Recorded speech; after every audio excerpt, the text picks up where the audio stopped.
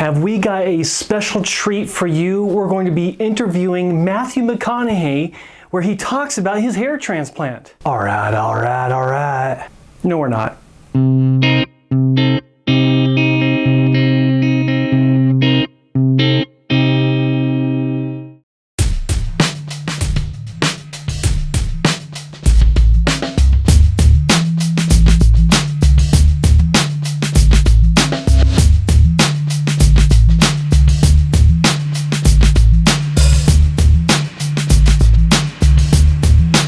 I'm here to talk to you about celebrity hair transplants and why they don't matter. It's because most of the celebrities that you think have had really good hair transplants haven't actually had hair transplants. And the ones that have had bad hair transplants, well, you know they've had a bad hair transplant because they've got a bad hair transplant. You can see it. So you have to realize that celebrities are no smarter than you are when it comes to doing their hair loss research, if they even do hair loss research to begin with. Most of them live in a world that is completely separate from the world that you and I live in, that is completely detached from reality. I know this because I've had it confirmed with some celebrities that I do know that have reached out to do their own research because they're smarter than the average celebrity. But in general, you shouldn't envy celebrities that have great hair because many times they just don't really have great hair. It's a sham. It may be due to wigs, it may be due to concealers, but the truth of the matter is that celebrities do not have access to any hair loss secrets that the average person doesn't have access to. There's no secret facility in Beverly Hills where all the world celebrities go to for their ultra secret, hair restoration procedures. It's all the same thing that you can get yourself, obviously if you have enough money to do it. But what celebrities do have that you and I do not have is a small army of makeup professionals, PR people, and basically handlers that make sure that anytime they go out in the public, they look perfect. In fact, a lot of these supposed unscripted photo op sessions that you'll see of celebrities out and about are actually very staged. They're designed to look like this is how they look out in public normally, when it might not actually be the case. Now, the reason why I'm talking about this is because I see a lot of people online talking about celebrity hair transplants. I'll see YouTube videos about it. I'll see it in the discussion forums. There are even websites dedicated to celebrities that are dealing with hair loss and or have had a wig or a hair transplant. And the second reason why I'm talking about this is because I often see questions where people are asking which doctor a particular celebrity has gone to. In particular, and lately we're seeing more activity surrounding the supposed hair transplant of Matthew McConaughey. All right. First, I want it to be clear that I don't like getting into the celebrity hair loss discussions at all. I think that in general, they're useless discussions, and just because they're famous, just because they have celebrity, doesn't mean that hair loss affects them any less than it affects you or me. However, if a celebrity has talked about their hair loss publicly, and they've gone public and talked about what they've done to try and remedy, or supposedly remedy their hair loss, then it's fair game. And the only reason I would talk about it is to do what I'm doing now, to educate you about why you're wrong about what they're doing and why it doesn't affect you at all. So ignore the celebrities that are talking about their hair loss and what they've done to address their hair loss. And in particular, I'm talking about Matthew McConaughey. All right. So yeah, Matthew McConaughey. He's probably the most talked about celebrity dealing with hair loss in the history of talking about celebrities with hair loss. And the general idea, or there are two ideas actually, is that one, he dealt with his hair loss with some sort of topical solution, and or he's had surgical hair restoration. Now, when it comes to the topical solution, he's even talked about using a topical solution to regrow his hair.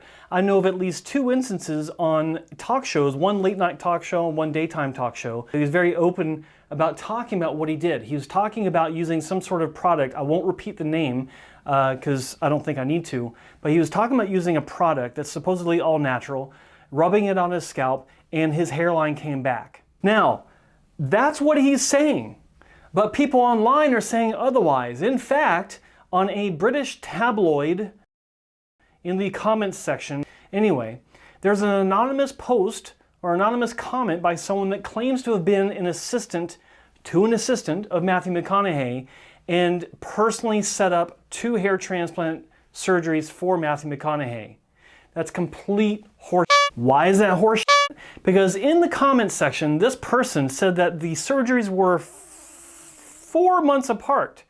Now the problem with that is that any doctor that is considered to be ethical and good at what they do will not do 2 transplants into the hairline within 4 months of each other. Because it takes more than 4 months for a single procedure to begin to grow and come to fruition. It actually starts to grow between 3 to 5 months and continues to grow for on up to 8 and 9 months. So if a hair transplant doctor knows what he's doing, he's not going to go back into the hairline only 4 months after the first procedure, because all the little incisions that he's going to make can destroy the follicles from the first hair transplant because he can't see them yet. They've not sprouted, he can't see where they are, so he doesn't know where to avoid making those incisions. So that covers the technical reasons why I think that is a very untruthful story. But here's the other reason. In 2010, I started to hear more and more about Matthew McConaughey and his hair transplant, and so I did some digging.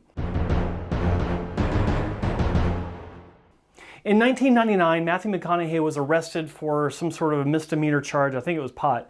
But anyway, in Texas, and it was dropped and it's no big deal. But here's the mugshot that was taken on the night that he was arrested. You can see very clearly that he has a Norwood 3 pattern of loss with a forelock in front. So there is the temple recession on both sides, and then he's got that little, almost like a unicorn formation in the front.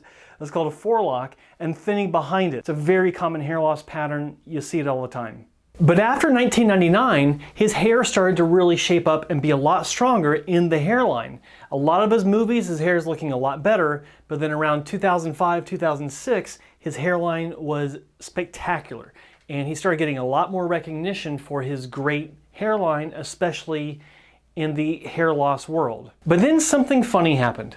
In 2010, when he had his first child with his then girlfriend, now wife, he went to the hospital, and this photo was taken right after the birth of his kid.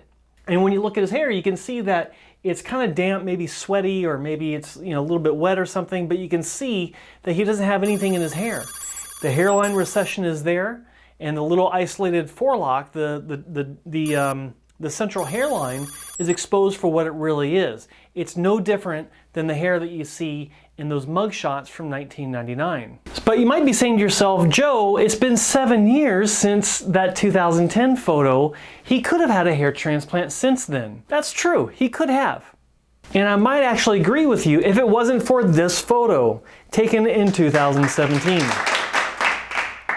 And yes, his hairline's back to the way it used to be. When we zoom in, we can see that he's got that forelock up front, the high recession, the thinning behind it. Bam! He has not had a hair transplant at all.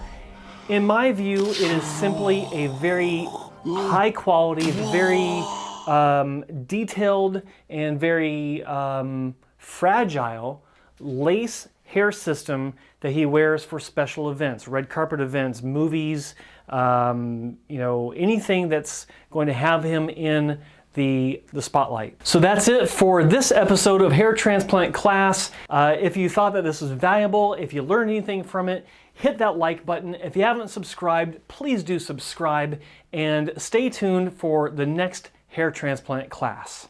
Peace!